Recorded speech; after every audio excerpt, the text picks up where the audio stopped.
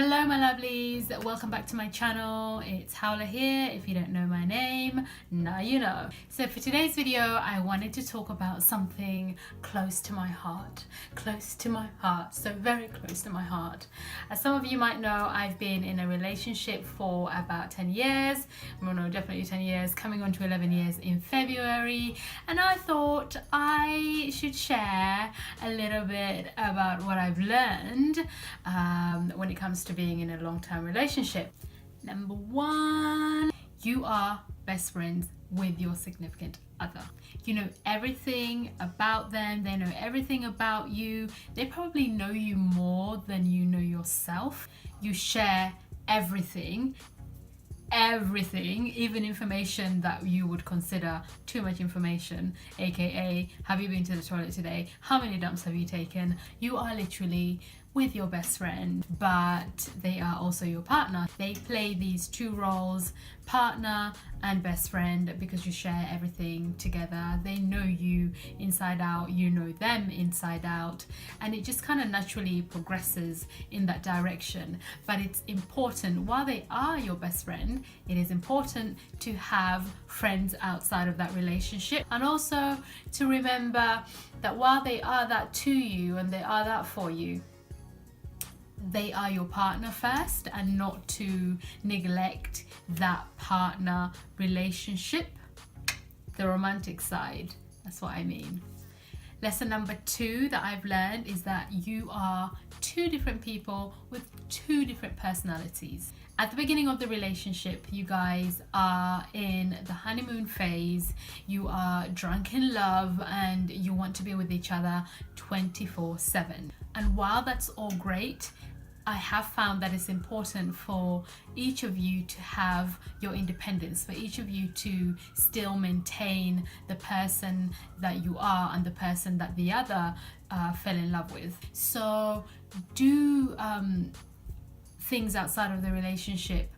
Do get a hobby, see your other friends. Do not turn into your partner, because after all, they fell in love with you. They didn't fall in love with themselves or somebody who they could turn into themselves. They fell in love with you. Go out, go on a holiday on your own. Like me, I've been on holiday on my own. I took 2 weeks out and went to New York, went traveling on my own, and he does the same thing. So we've basically come up with an agreement where we go away for 2 weeks every year, a minimum of 2 weeks every year, just on our own, maybe with family, maybe with friends, to just get that sense of self and reconnect with ourselves.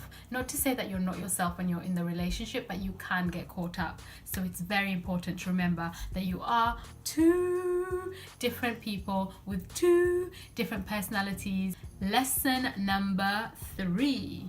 So this one is a difficult one for people who don't want to show their emotions, who are guarded and all of that stuff.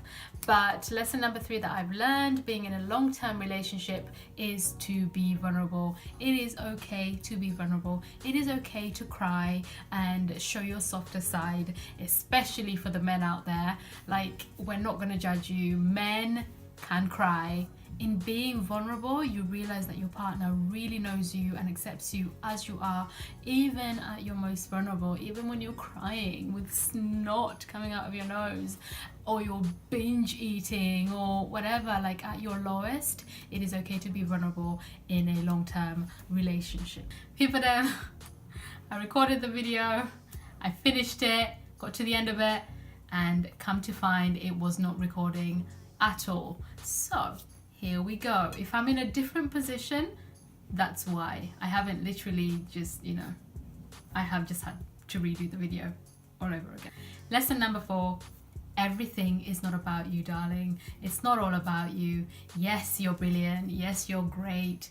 But in the relationship, it's a two-way street. It's a two-way process, and the other person matters just as much as you matter. So compromise, and cooperation is the name of the game. If you can't do that, I don't know, man. I don't know. You might be doomed. I don't know. Certainly at the beginning of the relationship, one of you might, be more compromising than the other person. At the beginning of my relationship, I had my way a lot more than Dan did, because Dan is very, carefree, and he doesn't really care. So when it came to restaurants, I would choose the restaurant we'd go to, because I'm a fussy eater and I don't like to eat much. But these days, sometimes he wants to go where he wants to go, so I have to eat pizza, or I have to have pasta even if I don't want to. I have to try new food, and that's my way of compromising. Not the only way, mind you, but that's one of the ways that I compromise. Lesson number 5 is forgiveness. Guys, forgiveness. You have got to learn how to forgive. It is hard. It is really difficult to forgive, but you've got to find a way. You've got to dig deep, because your partner will do something to hurt you or upset you. They will. They're human, you're human, and you will do stuff to hurt them and upset them, and they've got to forgive you. So it's never too late to apologize, and it's never too late to forgive. Like, if your partner does something to upset you, just communicate about it and find a solution together. Do not hold grudges, because if you hold grudges, it's not only going to hurt you, it's going to hurt them, and it will hurt your relationship. Neither of you should hold a grudge, particularly about things that you've decided to put in the past. If you've decided to let it go, let it go. As hard as it is, you've just got to let it go. Forgiveness is key. Lesson number 6. It is so okay to go to bed angry. It really is.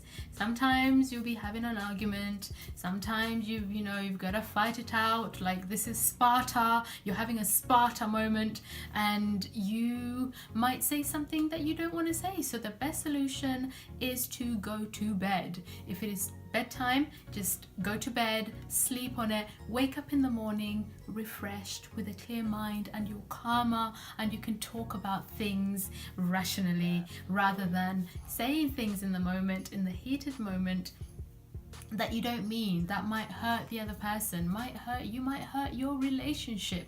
So yeah, do go to bed angry. I've done it. Go to bed angry and wake up in the morning more calm and collected. Also, it doesn't pay to just repeat the same thing over and over again. Have an argument and you're just both going around in circles. Just call it a day. Walk away. If it's not bedtime, go somewhere else, go into another room. But if it's bedtime, yeah, go to bed, sleep on it, and wake up more refreshed. Last but most important, you guys, is communication.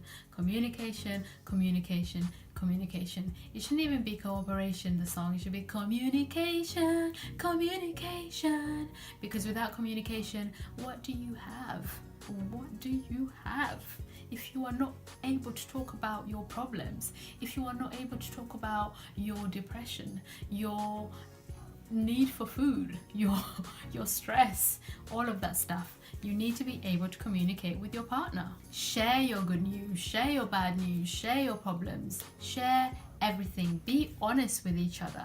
And it's not just about you communicating your feelings, it is also essential for you to be there for your partner, for you to listen to what your partner has to say. Ask them, how is your day? How are you feeling? Because sometimes they might not know how to articulate what's on their mind, or what's bothering them. But by you acknowledging them and asking them what's going on with their lives, it brings you closer, and it shows that you care. Alright guys, that's all from me. I hope you've enjoyed this video. If you have, then please do like the video, share away if you so please, and subscribe to my channel. I'd love to do more of these videos, so if this is something that you want me to talk about a little bit more, then all you gotta do is leave a comment in the comment section. Now go off and meet your Mr. Right and meet your Mr. Long Term. And yeah, thank you guys for watching, and I'll see you in the next video. Thanks guys. Bye.